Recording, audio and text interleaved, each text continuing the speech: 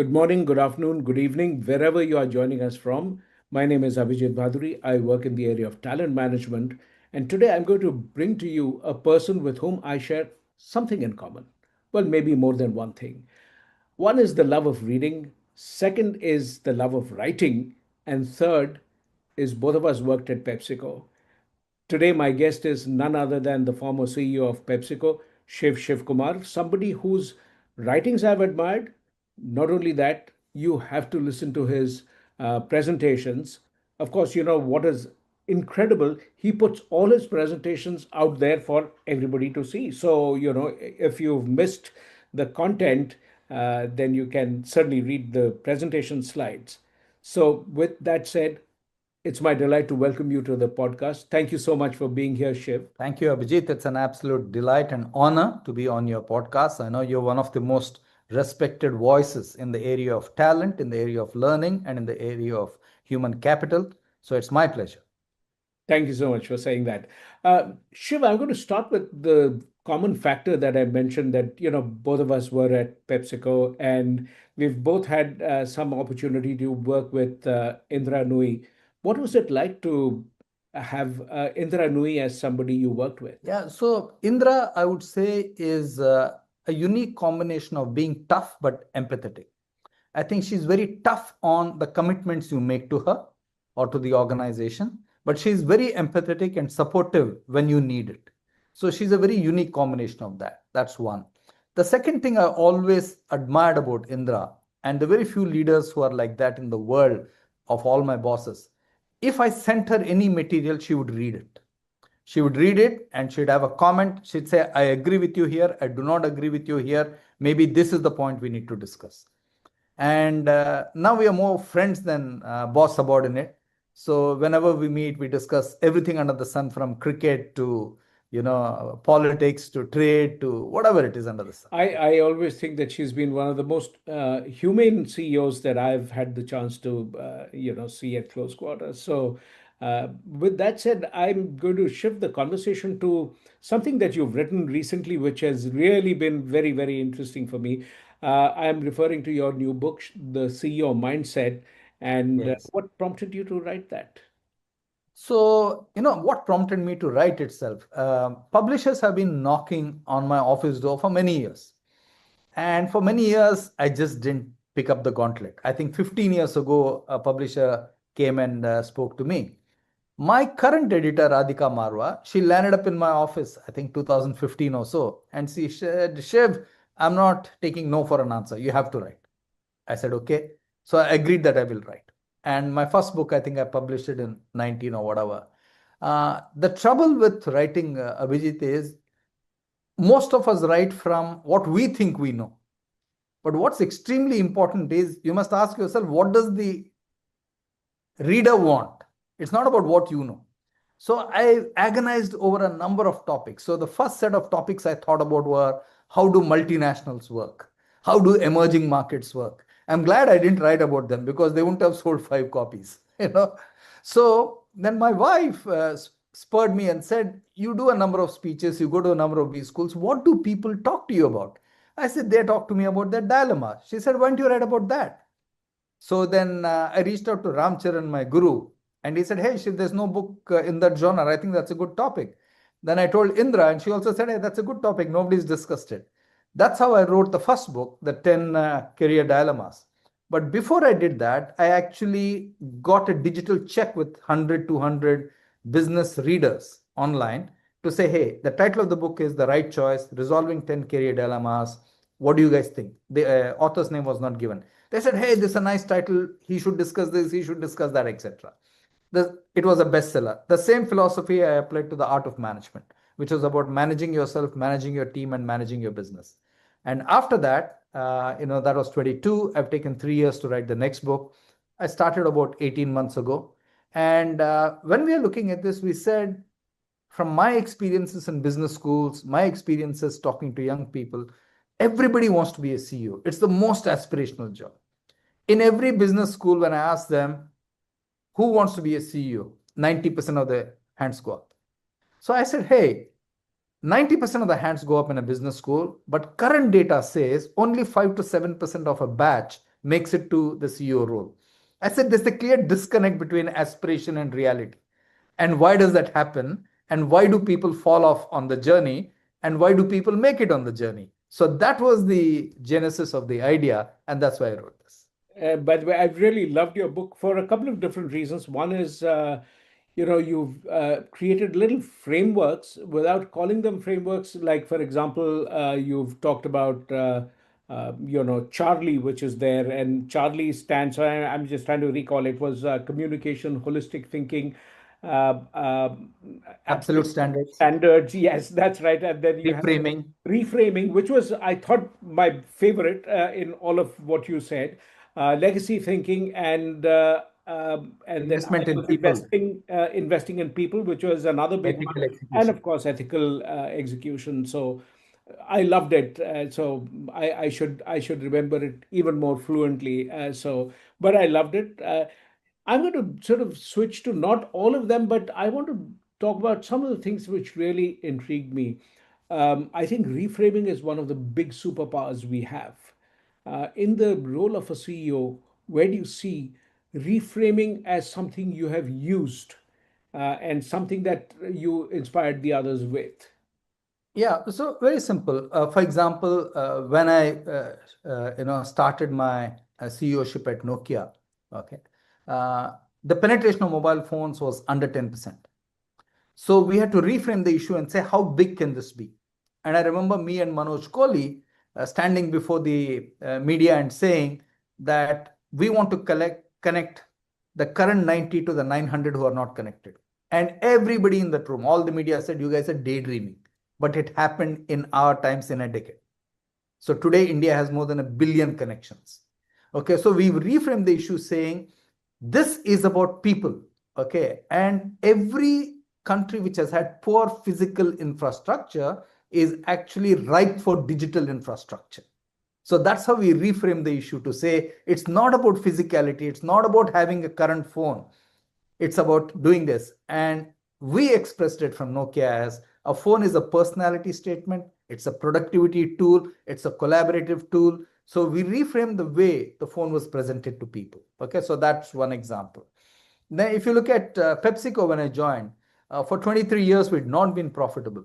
So, reframing the business models, reframing the organization design and structure to say, hey, we have to get profitable. We can't afford to be unprofitable anymore.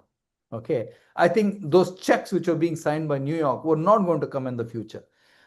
It was painful to start with because remember, when you told people, don't worry about anything, just go and sell volume.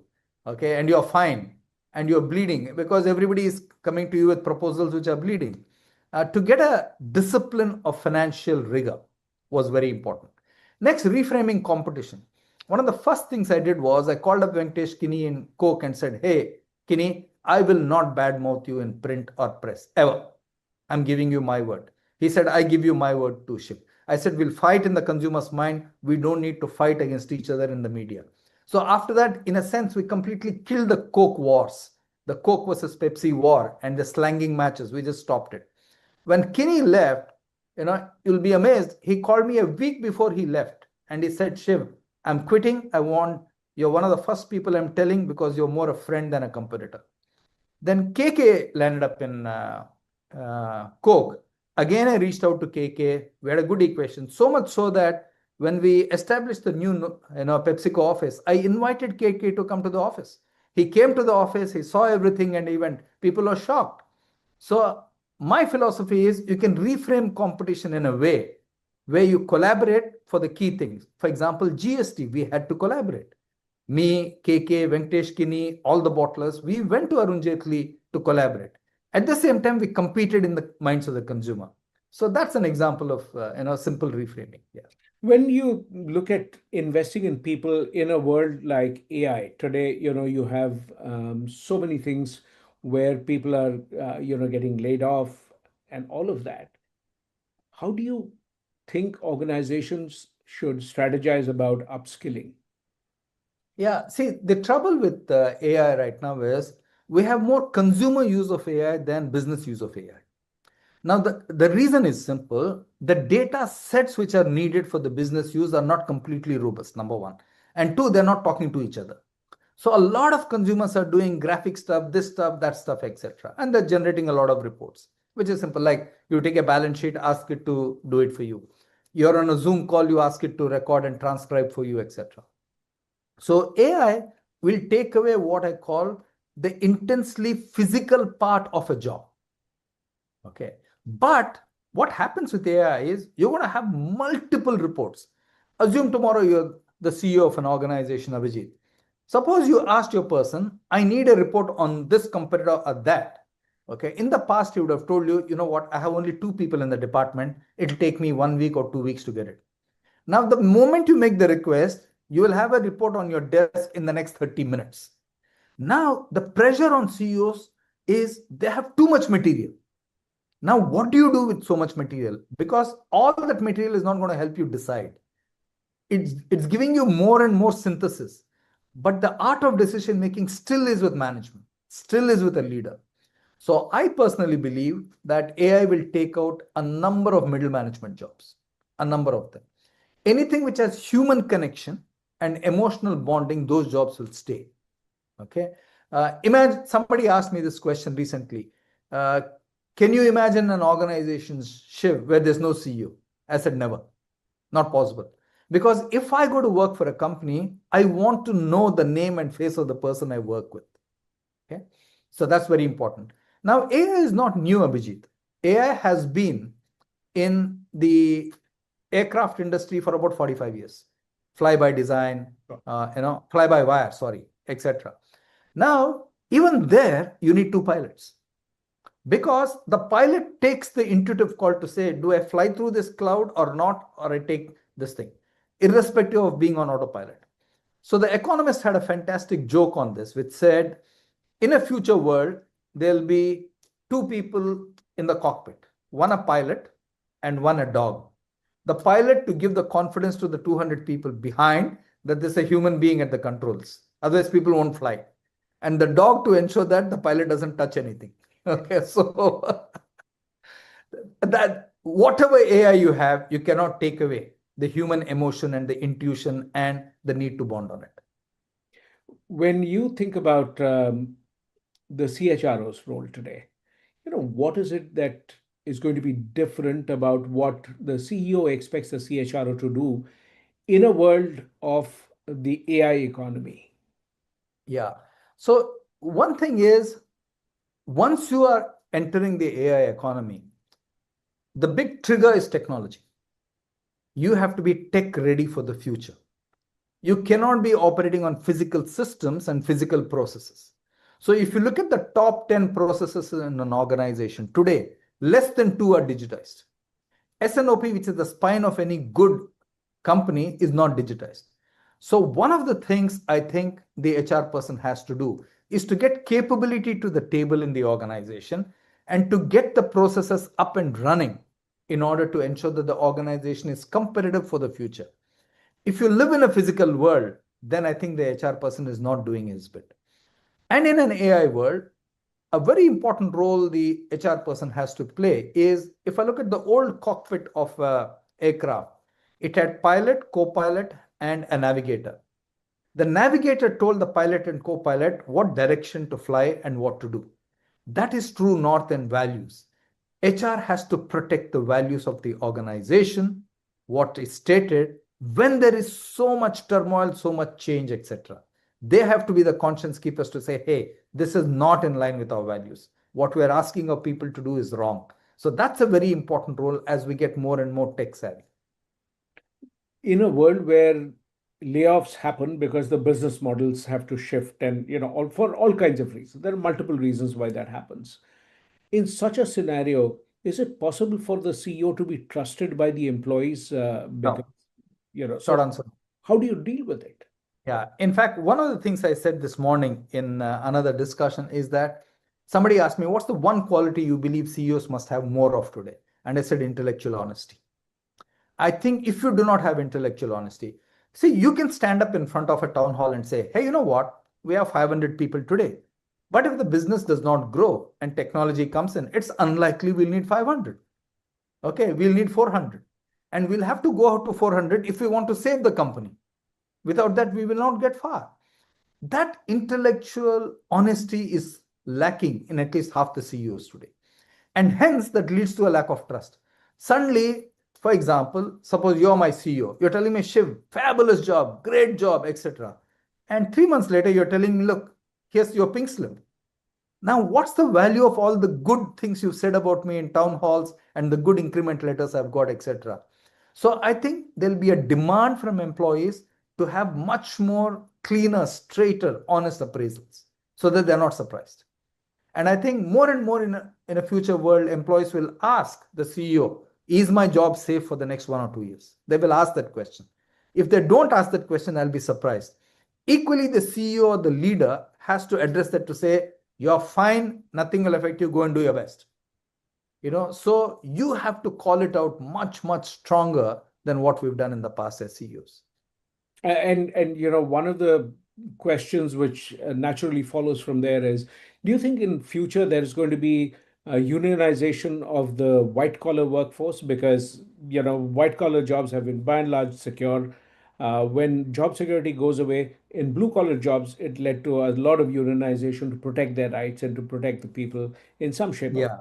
Will it happen? It's already happening. You saw what happened in Amazon, etc. It's already happening. I feel a little sad about it because it goes back to your earlier question. It is a fundamental breach of trust when employees say we need, to gang up in order to, negotiate and get a fair deal from the management. I think that's a dividing line. I hope we don't cross in many industries. Like, When for example, pilots used to have a union before, if you remember. Mhm. It was a high-paid job, and yet they had Yeah, union. And you're that's right. right. I mean, so why is it that in your book you've also mentioned that the CEO's tenure is different in Indian companies versus the multinationals, and the tenure is roughly in the Indian companies it's about 5 years, whereas it's in the multinationals it's about 3 years. What is the reason? Yeah, I think the pressure on the job. See, look at the type of jobs which are available in India. There are multinational CEO roles, there are Indian company CEO roles, there are startup CEO roles, there are private equity company CEO roles. Now, unfortunately, see, the multinational organization of the past, when I say past, let's say 10, 15 years ago, they brought technology to the country, to the ecosystem. They brought processes and systems to the ecosystem. They had some of the best thinkers in their head office or they had access to them, etc., and brought it to this thing. And they brought a lot of good thinking on business models and how to do that. That is no longer true anymore. In fact, multinationals have become giant bureaucracies because aligning people is more important than getting things done. So as long as you're aligning people in a matrix, and I think the matrix serves a very big purpose, but the matrix has become a reason for non-cooperation in a multinational organization. That's what it's become. So the multinational CEO's role has become more like a postman, where he reports to somebody and he takes instructions from somebody. Okay. In the past, companies won in countries when they empowered their CEO. Today, when you have 10 people telling him 10 different things, there is no chance that you'll ever do that. Uh, Recently, Hindustan Lever, okay, the CEO moved after 2 years. Unheard of. It's never happened in the history of Hindustan Lever. So I personally believe that it's the way multinationals think about the world. It's the way they believe that they can run. And I don't think they're invested in their CEOs and top management the way it was in the past. Why is that happening? I think it's a short-term world, honestly, Abhijit. It's, people believe that my brands are strong enough, my company is strong enough, anybody can come and anybody can go, which I don't agree with at all. If you look at the history, the success of an India for a Unilever, the success of a Procter and Gamble in China, or Nokia in China and India, or the Middle East for Unilever, you'll actually find that people spent enough time building the institution. You have to give people time. You cannot get, let's take, you cannot have ants in your pants every quarter. That doesn't work, especially in emerging markets, which are far more volatile. This is also a time I'm going to pause and ask you, Shiv, I bring out a newsletter on LinkedIn as well as on Substack. I don't know if you've had a chance to read Yeah. any of them. Uh, Tell me what I could do to improve that. No, no. I think you run a great newsletter. I really love the one about reading, because I think reading is the fundamental, okay, discipline to invest in yourself. If you don't read, you're not investing in yourself. If you don't read, you're not being reflective. If you don't read, you're not open to new concepts and different arguments around the new concept. So I think that newsletter I really liked. And I think the kind of stuff you're putting out and with the followership you have, I think more and more people will want to know about the impact of technology on their jobs, in industries, on their career. Uh, the other famous thing which almost everybody wants to know all the time is, how do I deal with peer group which is not friendly? How do I deal with a boss who is insecure? Okay, how do I deal with a subordinate who is going over my head? This as we get more and more technology, the people issues and the insecurities around the people issues are multiplying. So those are, I think, layers of an onion that you can unpeel for people. I think that will be fabulous for all your readers and all your watchers. That's great advice. So, how does one deal with a boss who's insecure?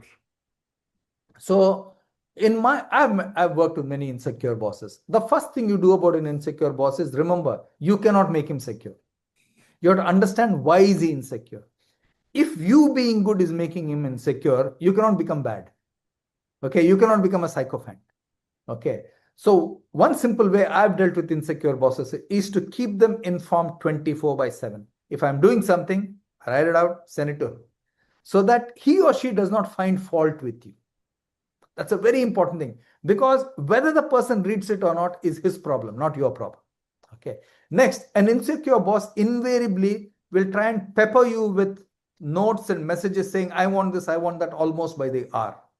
Okay. The best is, why is he doing that to you? Because he's trying to create that feeling that I'm your boss, or he's insecure about it. So the best way is to diffuse it and give it to the CFO, give it to somebody else or whoever in the organization, and say, hey, you answer this. So the moment you deflect that and you say, hey, these people will answer it, you're free to ask them. So because that person wants to feel secure about the people who work for you and the organization, they want their loyalty to continue. That's why they're doing all this. Okay, so you have to understand that game and say, hey, I don't want to play it. And the last thing I would say about an insecure boss is, every boss has their strengths. Can you offer something which can play to his strengths? For example, in the case of many insecure bosses, I've told them, look, you seem busy. I'm happy to handle this aspect for you in case you're interested. I'll shoulder that responsibility. And with insecure bosses, one thing I've learned is, never, ever, okay, tell them anything but the truth. If you tell them anything but the truth, they will hang you very quickly. Okay, so that's how insecure bosses are. You have no control over it, but you can protect yourself with whatever I've told you about. When a CEO goes on social media, and today almost 70% CEOs are on social media, what's your advice to them about how So to? they have to, because employees want to see what the stance of the CEO is on issues. For example, we had that terrible suicide in one of the consulting big four in India. Okay, I wrote about it. I wrote about it because I felt that this is not right, what's happening out there. I was addressing a CHRO forum, I think about 6 months after that. I asked people in the hall, how many of you showed your support to that young lady? How many of you wrote about it? In a hall of 100 people, less than 10 had done it. I said, why didn't you do it? You know, when I wrote about it, I can't tell you the number of people in that company who reached out to me saying, thank God, Shiv, what you said is right. Okay, there is a human dimension to it, but we are not recognizing it. So I think CEOs having a point of view on what's happening out there is very important thing, without jeopardizing the organization interests. Okay, but CEOs doing everything to build their own brand and in a nakedly ambitious way is wrong, because people see through that also.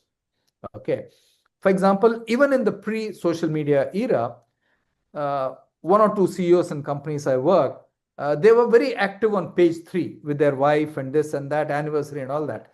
And a lot of people in the organization hated it. They said, this is not the company we want to work for. Where the CEO is on page three, he should be on page one talking policy. He should not be on page three being seen in a pub. That is not the view we have of our CEO. So I think you have no choice, but I would say stay authentic to yourself. Pick the topics around which you believe you can stay authentic. For example, I do a lot around books, I do a lot around management, I do a lot around learning and sport. Three topics are taboo to me. I never write about them: politics, sex, religion. I just don't write about them. Gosh, exactly the three that I completely steer clear of. Absolutely. It's not worth it. What is the point in doing it? What are you trying to prove? So you have to be clear what your track lines are and stay within those track lines. That's what I would say. But you must do it. I'm also curious to learn from you about your way of approaching a presentation. Suppose you have a topic.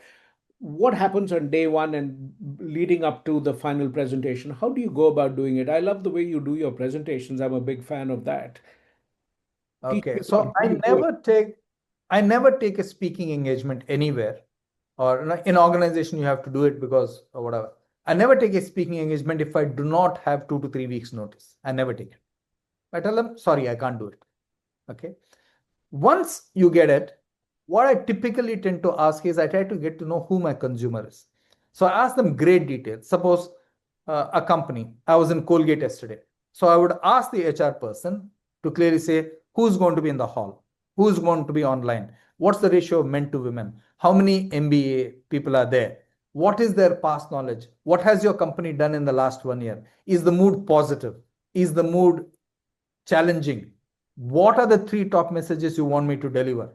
Okay, so I go through that complete drill with them, which takes 30 minutes to an hour. Okay, after I do that, I jot down my various points and I keep writing it down in my notebook. I carry my notebooks, I keep writing it down. Okay, for a week I'll just keep writing various strands of thoughts. Okay, after I finish doing that, then I'll pick the 5 or 6 most important thing and then start writing the presentation on a piece of paper. And then I transfer it to the laptop. Typically, for a minute of presentation, Abhijit, I would spend at least 10 minutes minimum collecting information, gathering it, etc. And then I rehearse my presentation many times over. I know all my slides very, very thoroughly because once you put a slide, you cannot turn back and look at it. You have to be in front of the audience. I have done all my presentations right through my life. I have never outsourced my presentation to anybody, which means if you're a CEO, you cannot outsource your thinking.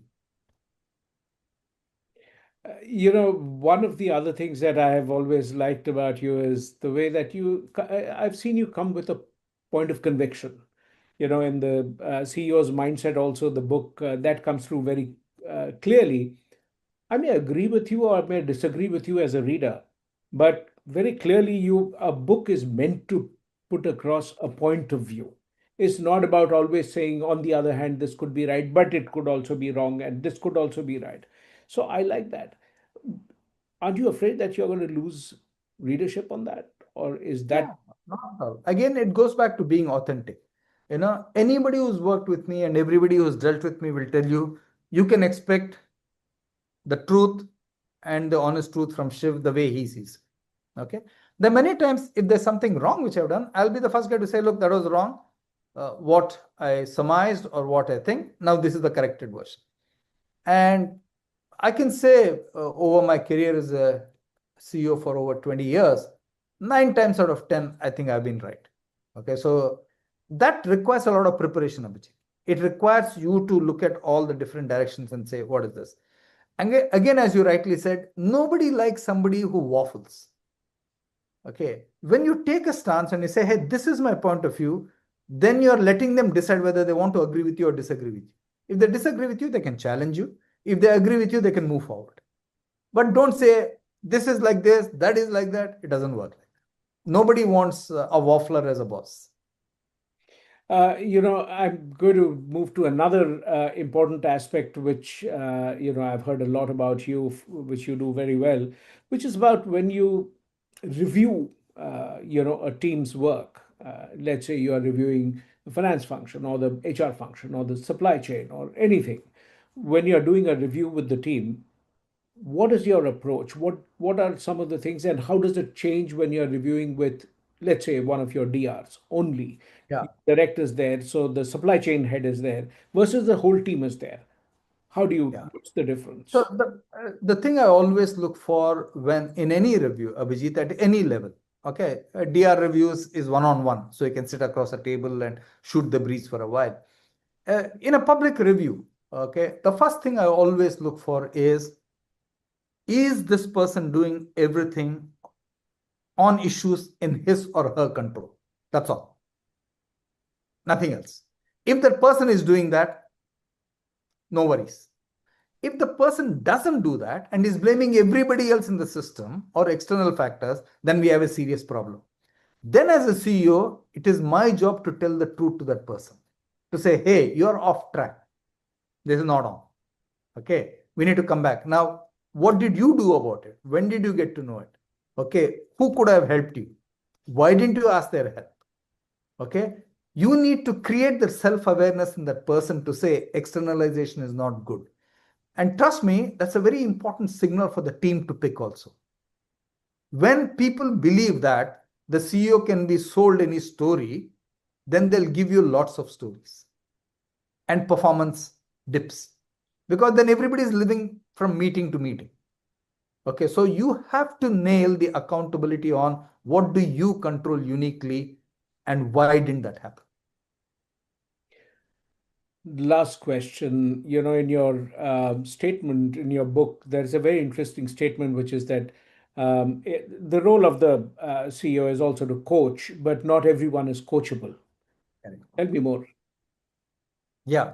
So I've seen, see, one of the you know things about being a CEO is we think we are all supermen, okay, that we can do anything. Okay. Oh, I get somebody, no, I can coach him. Why? Because I have experience. No. The mindset for coaching is very, very important. Give an example. Bob McDougall was my sales director. We gave an outstanding coach, a person called Anand Bhatia, who was a director of Hindustan Lever. He was my boss. Fantastic guy, great guy. Okay. But somehow Bob just didn't get along well with Anand. He just couldn't vibe with him. So he came back after one session and said, hey, Shiv, I think I'm wasting my time. Let's drop this. I said, fair enough. And he didn't want a coach after that. We replaced Bob with Petra Terasoha, who was my CFO. She loved Anand. For the next 4 years, every month she would, go and get coached by him. So coaching requires the person to say, hey, there is another point of view to my style of working, to my capabilities, to my way of thinking. And that person can give me his or her opinion. It's for me to decide whether I want to change or not. But being open to that is a very important thing. Now, why are people uncoachable? They have some success or they're insecure. They bring that success into the new, team. They might have led a very average team and suddenly they're in a team which is top notch. Okay. When you lead an average team and you make average presentations, everybody tells you fantastic. Suddenly, when you're on a top notch team, your presentations are, not flying because the team capability is much higher. Then suddenly you feel withdrawn and you say, oh my God, I don't want this not to be revealed. So one of the reasons people are uncoachable is their past habits, their past success, and they're scared. They have a deep imposter syndrome. That's why they're uncoachable. Shiv, one could just go on and on. And I know that today you had two other places which you were spending time on before we started. Shiv was telling me that he was on CNBC and then he was with the Joe Rogan of podcasts. And today is the third one. I'm delighted to be in that company. But more importantly, I think. It's such a fantastic book, The CEO Mindset. I absolutely recommend, this book. I totally loved it, and I look forward to your writing more and more. So, where can people follow you and read more of your work? Just tell They us. can follow me on LinkedIn. Okay. And every article I write for any magazine or any interview I do, I always post it there. So LinkedIn is the best way to follow me. It's there. Is the digital archive of Shiv's thinking and Yes, I unfiltered. also have my own website, So all whatever I've posted in the past is on my website, www.shivshivkumar.com. You can go to it anytime, and everything is there. Nothing is off the table. Thank you so very much for being so generous with your time, and look forward to having you back once again to, enthrall our listeners and viewers. Thank you so much for being. See you soon whenever you are in India next at the SHRM office with Achal, your friend. So look forward to that. Okay? Absolutely. Look forward. Thank you. Bye bye. Thank you. Bye.